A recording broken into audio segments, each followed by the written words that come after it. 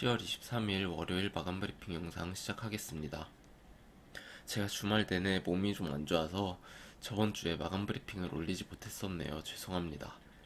오늘 회사 휴가를 내고 병원 다녀와서 계속 자다가 이제 일어났네요.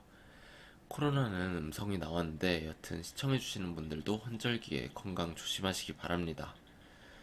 미국 증시가 이스라엘 전쟁이 터지고 말도 안 되는 강한 반등이 나왔다가 이제서야 하락이 나오고 있습니다.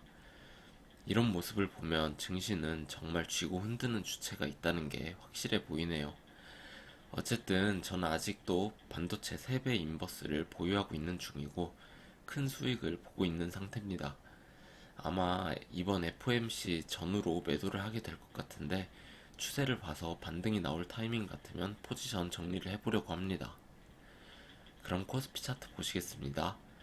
역시 예상이 됐던 대로 매도를 위한 단기 상승으로 볼 수가 있겠습니다. 이스라엘 전쟁 뉴스가 나고 너무 매수세가 강하게 들어와서 의아했었는데 예상했던 대로 매수세를 끌어올리면서 들어오는 프로그램의 물량을 던졌을 것으로 보입니다. 이제 이쪽 2320포인트 라인의 채널 하단까지는 무난하게 터치를 하지 않을까 생각이 되고요. 말씀드려왔듯이 이쪽 부근에서는 단기 반등을 노리고 매수를 들어갈 만한 자리라고 생각을 합니다. 주식은 장투가 꼭 답은 아니라고 생각합니다. 특히 국내 주식은 더 그렇죠. 좀 길게 가져가더라도 빠져야 할 때를 잘 캐치해서 도망 나올 땐 나와야 한다고 생각합니다. 설령 판단이 틀려서 수익을 못 내더라도 손실만 크게 나지 않는다면 이 증시에서 살아남을 수가 있습니다. 꾸준히 봐주신 분들은 아시겠지만 제가 국내 주식 매도를 이때 추세 라인 뚫고 내려왔을 때 했었죠. 매도를 하고 나서도 여기까지 올라갔었지만 따라 타지 않았습니다.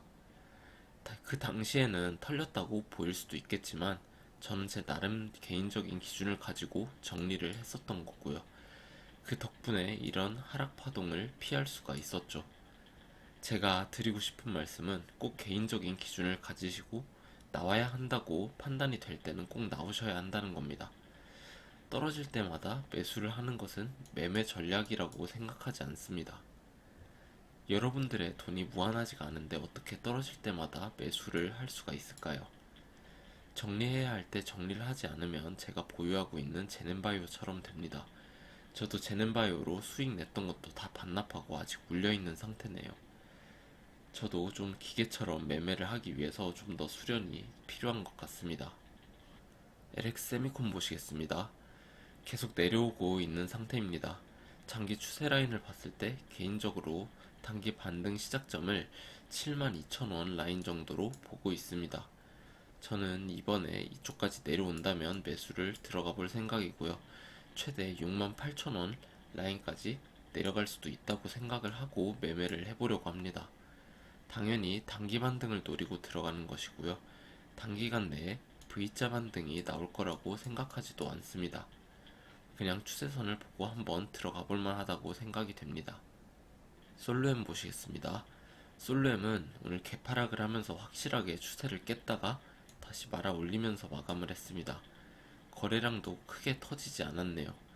이런 경우에는 상승 추세를 다시 이어갈 확률이 높다고 생각은 하지만 일단은 좀 더 지켜봐야 확실해지겠습니다.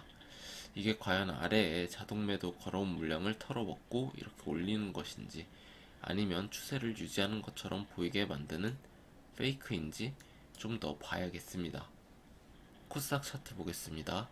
코스닥도 박스권으로 다시 진입은 했지만 상태가 좋아 보이진 않는다고 말씀을 드렸었는데 연이어 하락이 계속해서 나오고 있습니다. 길게 보면 680 라인까지는 내려올 수 있다는 걸 생각을 해야겠습니다. 지금 현재 상태가 에코프로 하락이 지속되고 있지만 자금이 다른 섹터로 유입이 안 되는 상태인데다가 소형 성장주가 많은 코스닥인데 소형주로 자금이 들어가기 어려운 상황이기 때문에 코스피보다 더 타격이 클 수밖에 없다고 생각을 합니다. 이런 급격한 하락 추세에서는 단타로 반등을 먹으러 들어가도 최대한 짧게만 보고 나오는 게 좋은 방법이라고 생각합니다.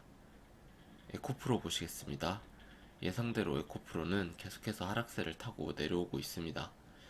오늘 추세 라인까지 살짝 깨고 내려온 상태인데 아마 224일선 근처에서 반등이 나왔다가 추세선 리테스트를 하는 반등이 한 번 정도는 있지 않을까 생각을 합니다.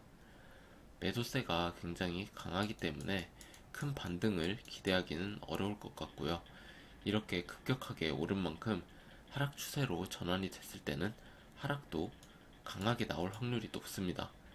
올라오면서 거래량도 충분히 많이 터졌기 때문에 남은 물량을 털기 위해 큰 반등을 만들 이유도 없어 보이고요. 에코프로는 그냥 당분간 손대지 않는 게 가장 좋은 방법이라고 생각합니다. APTC 보시겠습니다. APTC는 특별히 다룰 내용은 없네요. 계속 말씀드렸듯이 224일선 위에서 박스권 횡보를 지속하지 않을까 예상을 하고 있습니다. 상황이 224일선을 깨고 내려갈 확률은 높지만 전고점을 돌파를 하면서 올라갈 확률은 낮다고 보고 있고요. 국내 증시 전체적으로 상승이 나오기 위해서는 조금 시간이 필요하지 않을까 생각이 됩니다. 제넥신 보시겠습니다. 역시나 주가를 들어올려주지 못하면서 한 레벨 더 하락이 나왔습니다.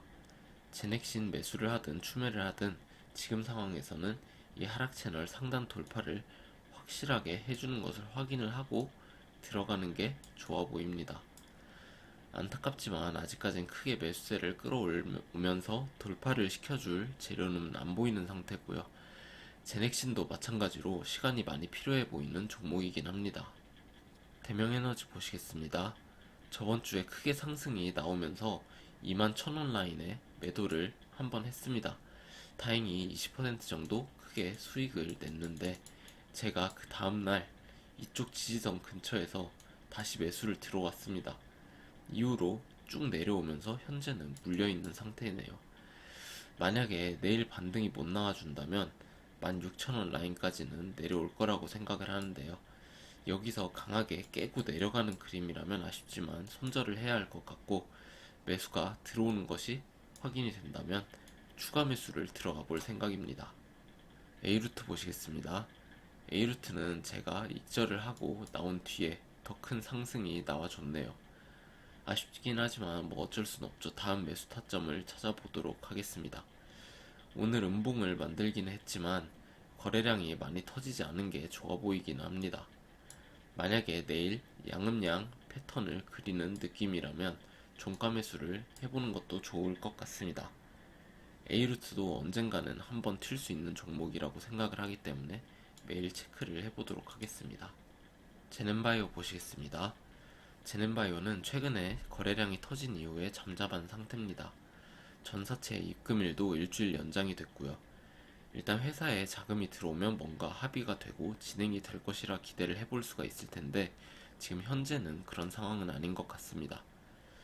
현재는 가장 중요한 건 회사에 자금이 들어오는 거라 전사채와 유증 자금이 들어오는지만 체크하면서 기다려보면 되겠습니다. 개인적으로 정한 기준을 안 지킨 게 이렇게 오래 물려있게 될 줄은 몰랐네요. 너무 큰 실수를 했는데 앞으로는 이런 일이 없도록 잘 복귀를 해야겠습니다. 오늘도 시청해주셔서 감사드리고요. 좋은 하루 되시기 바랍니다. 감사합니다.